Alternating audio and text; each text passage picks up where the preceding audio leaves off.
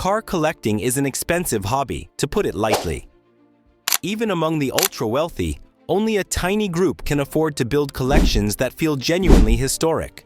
Names like Jay Leno, Jerry Seinfeld, and the late Paul Walker often come up when people talk about serious automotive obsession. Their garages are impressive by any rational standard. And yet, there is one man whose car collection makes even these celebrity legends look almost modest by comparison. That man is Hassan al-Bolkiah, the Sultan of Brunei. What follows is not just the story of a rich man buying expensive cars. It is the story of scale without precedent, secrecy bordering on myth, and a collection so vast that even its owner may not know its full extent. The Sultan of Brunei's car collection is widely considered the largest and most mysterious private automotive collection in human history. Who is the Sultan of Brunei? Hassan al-Bolkiah is the Sultan and Prime Minister of Brunei, a small but extraordinarily wealthy nation located on the northwest coast of the island of Borneo in Southeast Asia. Brunei's immense wealth comes almost entirely from oil and natural gas, resources that have allowed the country to maintain one of the highest standards of living in the world despite its small population. For decades, the Sultan has consistently ranked among the richest individuals on Earth. At various points, his personal net worth has been estimated at around $28 billion, though exact figures fluctuate with oil prices and the opaque nature of royal finances. As an absolute monarch, he is not only the head of state, but also the central authority controlling national wealth, defense, and finance. This concentration of power and wealth created the perfect conditions for extravagance on a scale rarely seen. Palaces, private aircraft, gold-plated fixtures, and unmatched luxury became hallmarks of the Bruneian royal family. But nothing captured global imagination quite like the Sultan's automobiles. The largest car collection in the world. Ask 10 journalists how many cars the Sultan of Brunei owns, and you may receive 10 different answers. Estimates range from a low figure of around 2,000 vehicles to numbers as high as 7,000 cars.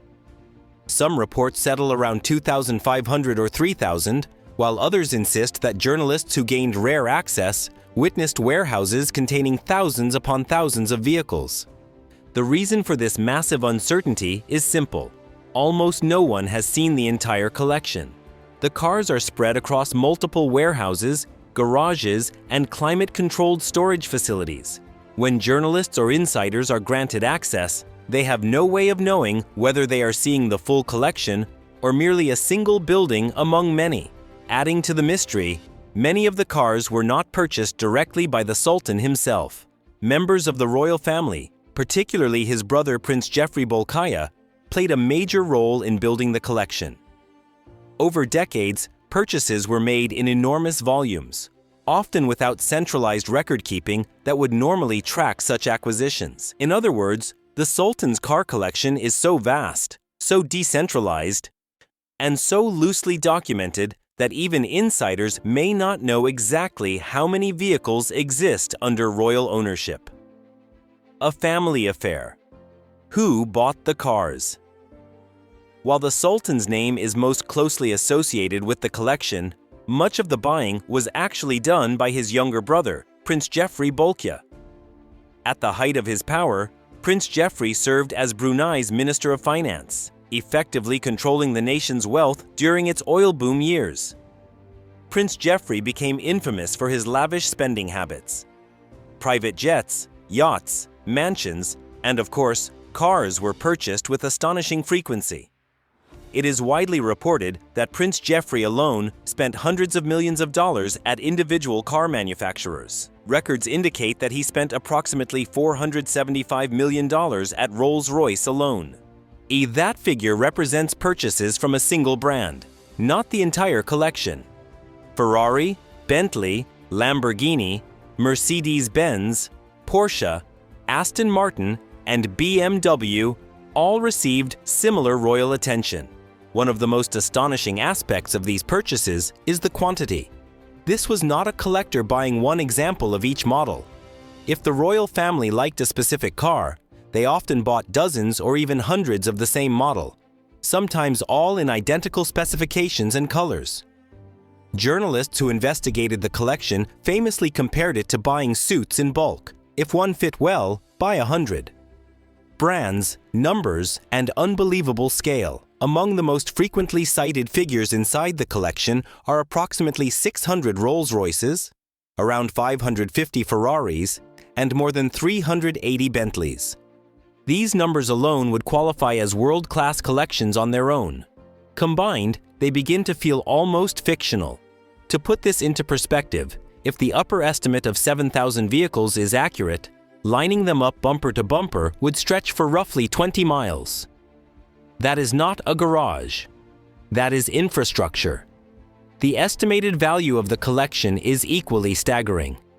Conservative estimates place the collection at around $5 billion, though that figure could be significantly higher depending on market values, rarity, and the condition of individual vehicles. The Sultan favored dark, understated color schemes, particularly black on black. Many vehicles were ordered in identical specifications, suggesting that rarity was less important than sheer abundance and availability. This was luxury not as art, but as excess. The hidden garages and the cost of secrecy. For years, the Sultan's car warehouses were kept in pristine condition.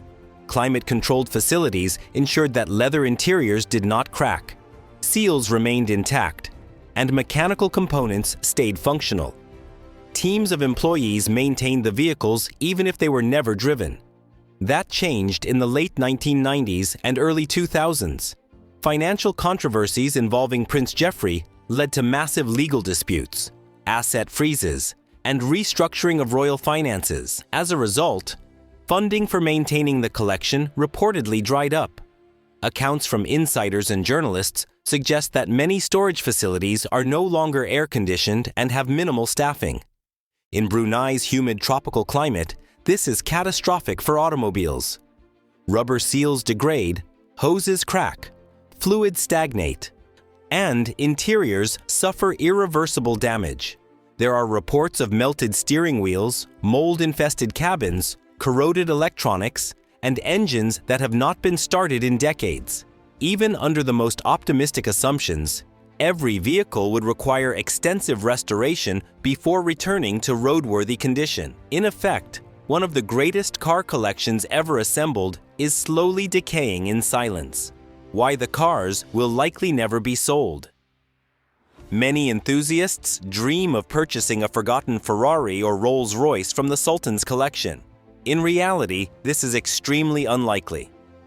Most of the cars are right-hand drive, built to Bruneian specifications, and were never homologated for export markets. Selling the vehicles would require navigating complex legal, political, and logistical barriers. Additionally, the cars are deeply tied to the royal family's identity and history. Liquidating the collection would symbolize a level of decline that absolute monarchies typically avoid acknowledging. As a result, the collection remains effectively frozen in time. Too vast to restore easily, too symbolic to sell, and too valuable to discard. Iconic cars inside the collection. Among the thousands of vehicles, several stand out as automotive legends. The Sultan owns multiple Ferrari F40s, one of the most iconic supercars ever built. Only around 1,300 F40s were produced globally, and values have climbed well beyond $1 million in the collector market. He also commissioned a BMW Nazca M12, a rare concept car from the early 1990s featuring a V12 engine and futuristic design. This one-off vehicle is estimated to be worth between $1.1 and $3 million today. The Lamborghini Urraco, Ferrari Mythos concept cars, Ferrari F50, and ultra-rare Leblanc Mirabeau are also part of the collection. Each represents a moment when engineering ambition outweighed commercial practicality. Perhaps the most iconic single vehicle is the Rolls-Royce Phantom II Continental Star of India, custom-built and famously adorned with gold. It served as the Sultan's wedding car and carries an estimated value of around $14 million. The collection also includes a Dower 96 to Le Mans, a street-legal race car capable of extraordinary performance and produced in extremely limited numbers. How it compares to other collectors, Jay Leno is often considered the gold standard of celebrity car collectors. His collection includes approximately 181 cars and 160 motorcycles, all meticulously maintained and frequently driven. His net worth is estimated at around $450 million. By comparison, the Sultan's collection is not just larger, it exists in a completely different dimension. What Leno represents is passion and preservation. What the Sultan represents is accumulation without limits. One collection is a love letter to automotive history. The other is a monument to unchecked wealth, a monument to excess. The Sultan of Brunei's car collection is unlikely to ever be fully catalogued, restored, or revealed to the public. It exists as a modern legend, whispered about in automotive circles and referenced whenever discussions of extreme wealth arise. It is awe-inspiring, tragic, and surreal all at once. Thousands of the world's greatest machines sit quietly in the dark, many never driven, many slowly decaying, all bearing witness to a moment in history when money felt infinite. In the end, this collection is not really about cars. It is about scale, secrecy, and the strange places wealth can go when there are no practical limits. Few people will ever see it. Fewer still will understand it. And that may be exactly the point. If stories like this make you see money, luxury, and ambition differently. Make sure you like and subscribe, because we explore the real stories behind wealth, power, and the machines that define them. Thank you for watching, and see you next time.